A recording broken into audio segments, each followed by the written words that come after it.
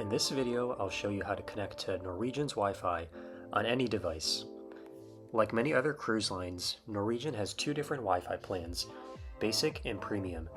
The Premium plan is meant for heavier bandwidth activities like streaming, while the Basic is more suitable for texting, browsing, checking the internet, and emails. In terms of what to do to connect to the various Wi-Fi options, the first step is to connect to Norwegian's Wi-Fi in your phone setting. Once you do that, you navigate to your browser and type in nclwifi.com. You'll then see a page where after you hit Connect Now, Norwegian asks for your full name and date of birth, which is how they're able to track your specific usage, irrespective of what device you use. On the next page, there are a number of options to choose from, but if you're not interested in the more expensive paid options, then scroll to the bottom and find the More at Sea 75 minutes option. Once you hit Start Browsing, there's an indicator that'll switch from device offline at the top of the screen to a green device online signal, and then the remaining time counter decreases until you hit the pink logout button at the bottom of the screen. During my cruise, I didn't want to pay for Wi-Fi whatsoever, so in the remainder of the video, I review my experience with their 75 minutes of More at Sea basic Wi-Fi. When I first connected to their basic Wi-Fi, I was curious to measure the actual download and upload speeds, and therefore ran a Wi-Fi speed test using Google's Wi-Fi speed test tool. To my surprise, I clocked a download speed at over 40 megabytes per second.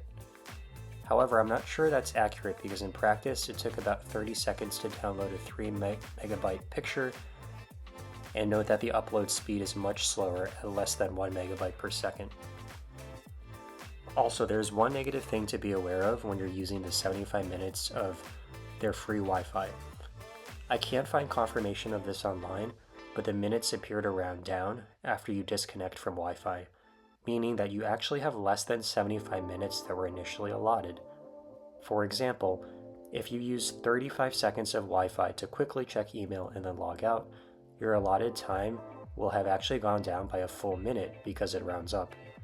Drop a comment though if you have a different experience, since this could have just been a unique and unfortunate experience on our itinerary.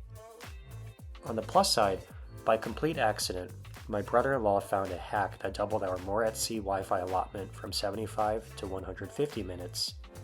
Since we sailed on a 5-day cruise, I was initially thinking that I would need to budget 15 minutes of Wi-Fi a day to use my allotted 75 minutes. However, on day 4, to my surprise, the Wi-Fi page displayed a new and separate allotment of an additional 75 minutes, bringing the total up to 150.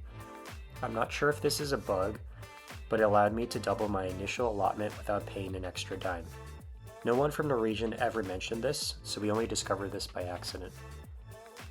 In conclusion, with the exception of the rounding down issue, I love the 75 minutes of free basic Wi-Fi, especially given that there are minimal workarounds since there's often poor cell coverage at sea, and Starlink is not yet a viable option for mobile devices in 2026. If you enjoyed this video, then please like this video and subscribe to my channel, Lost in a Good Place. Thanks for watching.